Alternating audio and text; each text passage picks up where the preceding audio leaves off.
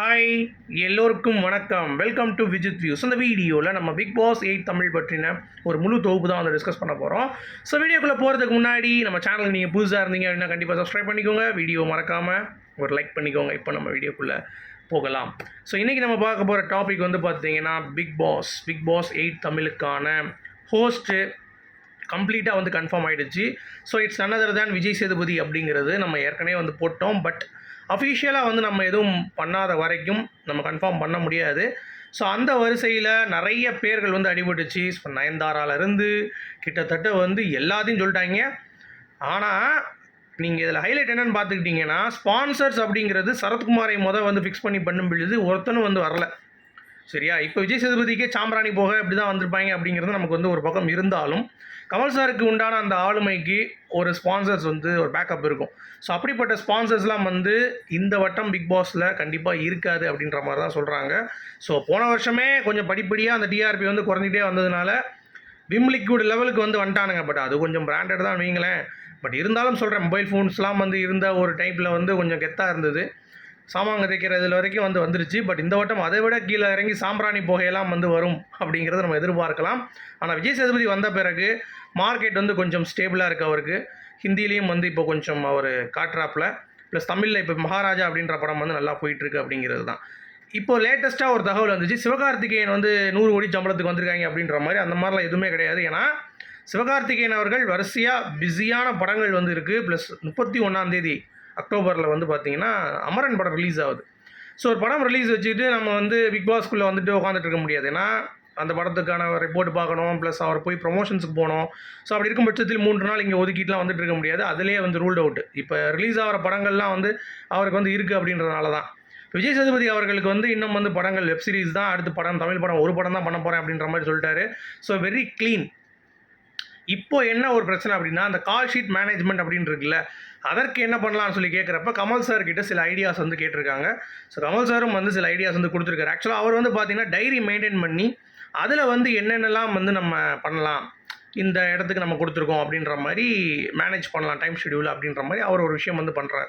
So அதை வந்து விஜய் சேதுபதி அவர்களுக்கு வந்து சொல்லி அவர் ஓகே அப்படின்ற மாதிரி கேட்டுட்டு அதற்கான ஒரு ப்ராசஸ்க்கு வந்து விஜய் சேதுபதி வந்து பார்த்திங்கன்னா தயாராகிட்டாப்புல. அது மட்டும் இல்லாமல் ட்ரோல்ஸ், அதாவது நீங்கள் நல்லா கவனிச்சிட்டிங்க அப்படின்னா, கமல் சார் வந்து பிக் பாஸில் அங்கே போய் தான் பார்ப்பார், எபிசோட்ஸ்லாம் வந்து பார்க்க மாட்டார் அப்படின்ற மாதிரி நிறைய பேர் வந்து சொல்லுவாங்க. அந்த இடத்துல நீங்கள் விஜய் டெலிவிஷன் போயிட்டு அவங்க வந்து போட்டு காட்டுவாங்க, சார் இதுதான் 4 சீனு, ஸோ இதுதான் வந்து ஈக்குவலாக நடந்துச்சு, இதில் வந்து இந்த பையன் அப்படி பேசியிருக்கான், இந்த பொண்ணுக்கு அவனுக்கு வாய்க்கா தங்குறாரு, இவன் மிச்சம் தின்னுட்டு இருக்கான் அப்படின்ற மாதிரி கமல் சாருக்கு வந்து போட்டு காட்டிடுவாங்க. ஸோ அதை பார்த்துட்டு தான் அவர் வந்து ஜட்ஜ் பண்ணுறாரு அப்படின்ற மாதிரி எல்லாரும் வந்து சொல்லிட்டு இருக்காங்க. பட் அது வந்து ரொம்ப தவறு. சரியா? ஏன்னா கமல் சாருடைய சம்பளம் வந்து 100 கோடிக்கு மேலே போகிறதுனால அவர் வந்து ராஜ்கமல் ஃபிலிம்ஸ் இன்டர்நேஷ்னலில் ஒரு எடிட்டிங் ரூமே வந்து இருக்குது. ஆக்சுவலாக அதில் ஒரு 6-7 மெம்பர்ஸ் வந்து ஒர்க் பண்ணிகிட்டு இருக்காங்க.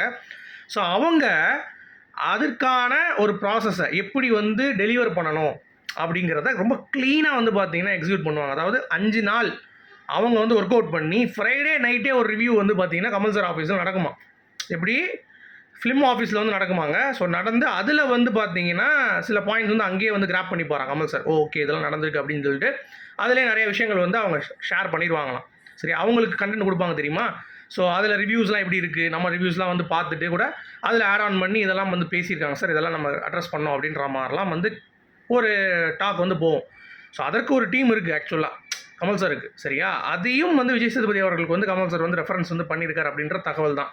ஓகேங்களா? ஏன்னா பிக் பாஸ் ஒரு ஹோஸ்டிங் அப்படிங்கிறது வந்து பார்த்தீங்க அப்படின்னா ஜஸ்ட் வந்து ஒரு நம்ம வந்து அந்த ஷோவில் நம்ம பார்க்காம திடீர்னு வந்துட்டு நம்ம ஃப்ரைடே போயிட்டு இதெல்லாம் யார் அப்படின்னு சொல்லிட்டு அந்த மாதிரிலாம் பண்ண முடியாது. ஸோ கண்டஸ்டன்ஸோடைய நாலேஜ் வந்து நீங்கள் எடுக்கணும். ஃபுல் அண்ட் ஃபுல் வந்து பார்த்தீங்கன்னா அப்பப்போ நீங்கள் உள்ளே போய் வாட்ச் பண்ணணும். அந்த மாதிரி ஏகப்பட்ட விஷயங்கள் வந்து இருக்குது. அப்படி பண்ணால் தான் நீங்கள் பிக் பாஸ் வந்து கண்டிப்பாக பண்ண முடியும். ஸோ அந்த ஒரு இதையும் வந்து பார்த்தீங்கன்னா கமல் சார் வந்து விஜய் சேதுபதி அவர்களுக்கு பரிந்துரை வந்து செஞ்சிருக்கார் அப்படிங்கிறது தான். விஜய் சேதுபதி அவர்களுக்கு வந்து சொந்தமாக ஒரு ஸ்டுடியோ இருக்குது அப்படிங்கிறது உங்கள் எல்லாத்துக்குமே தெரியும். அவருடைய ப்ரொடக்ஷன் கம்பெனி இருக்குது. ஸோ அங்கே அவருக்கு தகுந்த மாதிரி இப்போ நமக்கு கிடைத்த தகவலின்படி 40 கோடி ரூபா வந்து ஃபைனல் பண்ணியிருக்காங்க அப்படின்ற மாதிரி சொல்லியிருக்காங்க. அதுக்கேற்ற மாதிரி அவர் வந்து ஒரு ஆஃபீஸை வந்து செட்டப் பண்ணி வேறு லெவலில் அவருக்கான அந்த ஒரு நாலேஜ், ஏன்னா அவராலையும் பார்க்க முடியாது, ப்ளஸ் அவர் ஒரு டீம் வச்சுக்கிட்டார் அப்படின்னா இதெல்லாம் நடந்திருக்கு சார் அப்படின்ற மாதிரி ஆன்லைனில் பார்த்துட்டு இப்படிலாம் பேசியிருக்காங்க, கொஞ்சம் பார்த்துக்கோங்க அப்படின்ற மாதிரி சொல்லிட்டாங்க அப்படின்னா அதை வந்து ஸ்ட்ரீம்லைன் பண்ணி அவர் எபிசோட் வந்து தொகுத்து வழங்குறதுக்கு கொஞ்சம் ஈஸியாக இருக்கும். ஸோ கமல் சார் வழியில் அவரும் வந்து பார்த்தீங்கன்னா நல்லா பண்ணலாம் அப்படின்ற மாதிரியான ஒரு விஷயங்கள். சரியா? என்னை பொறுத்த வரைக்கும் கமல் சாருடைய ஹோஸ்டிங் வந்து 4 சீசன் 5 சீசன் வரைக்கும் ஓகே தான். பட் 4வது சீசன்லேருந்தே அவர் ஒரு ஸ்டாண்டு பக்கம் வந்து எடுக்க ஆரம்பிச்சிட்டாரு. ஸோ அது வந்து கொஞ்சம் நமக்கு வந்து ஒரு மாதிரி இருந்தது. ஆக்சுவலாக 5வது சீசன் வந்து பிரியங்காவுக்கு அப்படியே கொஞ்சம் தட்டி கொடுக்குற மாதிரி கொடுப்பாரு. 4வது சீசனில் வந்து பாலாஜி முருகதாஸ் வந்து என்ன அடாவடித்தனம் பண்ணாலும் தட்டி கொடுத்துட்டுருவார். அதே மாதிரி விக்ரமனுக்கு 6வது சீசனில், 7வது சீசனில் மாயாவுக்கு இந்த மாதிரி ஒரு சார்பாக ஒரு ஹோஸ்ட் வந்து நடந்துட்டார் அப்படிங்கிறது கொஞ்சம் அது நெருள்ளாயிடுச்சு. அது 3 சீசன் வரைக்கும் பிக் பாஸே 3 சீசன்ஸ் வரைக்கும் தான் வந்து பார்த்தீங்கன்னா வேற லெவல் ஒரு ஹைப். ஏன்னா பிக் பாஸ் அப்போ தான் பிக் பாஸாக இருந்துச்சு. 4வது சீசன்லேருந்தே கொஞ்சம் அப்படியே தேய ஆரம்பிச்சிச்சு. 5, 6, 7 சுத்தமாக அப்படியே டவுன் ஆயிடுச்சு அப்படிங்கிறது தான். ஓகேங்களா? ஏன்னா 3 சீசன் அப்படிங்கிறது பிக் பாஸுக்கும் புதுசு, வர்ற கண்டஸ்டண்ட்டுக்கும் புதுசு, கண்டென்ட்டும் ஃப்ரெஷ்ஷாக இருந்துச்சு. பட் இந்த ஹோஸ்ட் மாறினால ஏதாவது கண்டென்ட் வந்து பார்த்தீங்கன்னா புதுசாக இருக்குமா, இல்லை எப்படி வந்து கண்டென்ட் ஜென்ரேட் பண்ண போகிறாங்க அப்படிங்கிறது நம்ம வெயிட் பண்ணி பார்க்கலாம். சரி, host okay, Vijay Sethupathi confirm ஆகிட்டாரு. இப்போது ஸ்பான்சர்ஸும் வந்து இப்போ கொஞ்சம் வந்துட்டாங்க அப்படிங்கிற தகவலும் கிடச்சிருச்சு. நான் ஏற்கனவே சொன்ன மாதிரி விஜய் அவார்ட்ஸ் வந்து நம்ம சண்டே போயிருந்தோம் சொல்லியிருந்தேன்ல, அது பக்கத்தில் வந்து பார்த்தீங்க அப்படின்னா இன்னும் பிக் பாஸ் செட்டு போடப்படலை, ஆரம்பிக்கவே இல்லை அப்படின்ற தகவல் தான். ஸோ அப்படி இருக்கும் பட்சத்தில் அந்த இடத்தில் திருப்பியும் அவங்க செட்டு போட்டு அவங்க வந்து ரெடி பண்ணி பண்ணுறதுக்கு அப்படிங்கிறது ரொம்ப டைம் ஆகும். ஸோ டிலே வந்து 1 வீக் வந்து ஆகிறதுக்கான வாய்ப்பு இருக்குது. அக்டோபர் 6 இருக்கக்கூடிய பிக் பாஸ் அக்டோபர் 13 வரைக்கும் போகிறதுக்கான வாய்ப்புகள் வந்து இருக்குது இப்போதைக்கு அப்படிங்கிறது தான். ஏன்னா கண்டஸ்டன்ட் செலெக்ஷன் ஒரு பக்கம் வந்து ரொம்ப புயல் வேகத்தில் போயிட்டுருக்கு, ஒரு பக்கம் ப்ரமோ ஷூட்டுக்கான டேட்டும் வந்து அடுத்து ஃபிக்ஸ் பண்ண போகிறாங்க.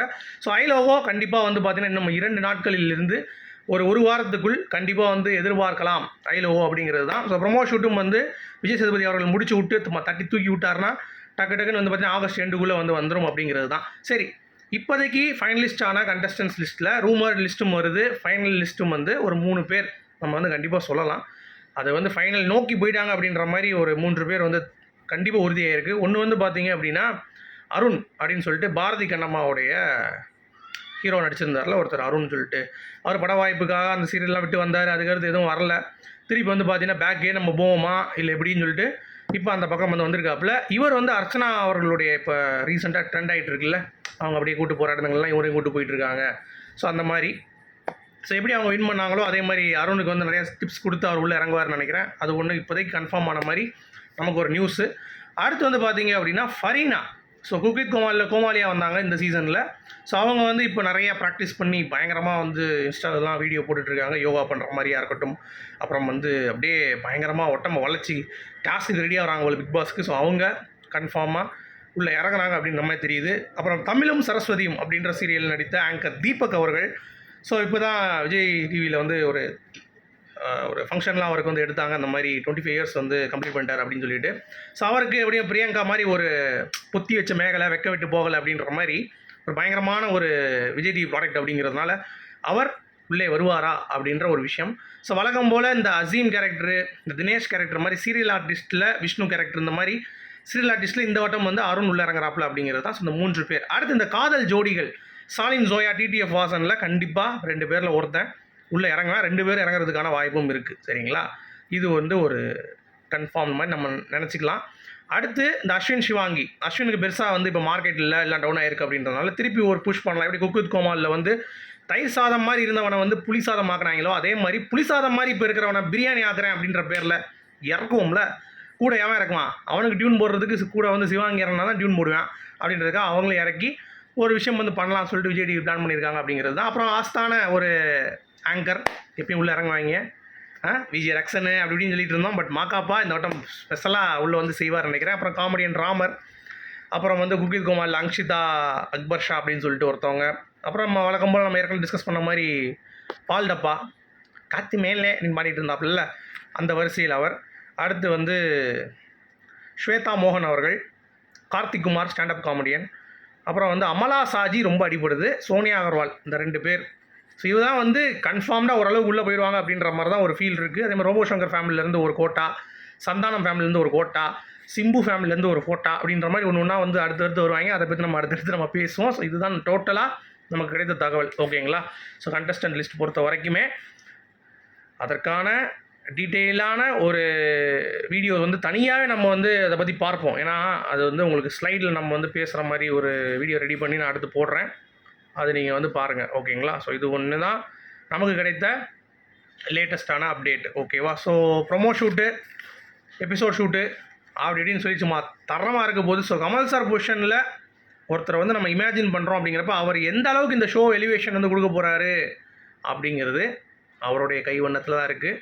ஸோ பாலிடிக்ஸ் இல்லாமல் இருக்கும் இந்த வட்டம் அப்படிங்கிறது ஒரு பக்கம். அந்த விஷயம் வந்து நமக்கு வந்து இருக்காது. பட் அது தெரிஞ்சுக்கணும். நிறைய பேருக்கு பாலிடிக்ஸ்லாம் வந்து என்ன அப்படிங்கிறது வந்து தெரிஞ்சால் தான் கொஞ்சம் நல்லாயிருக்கும்.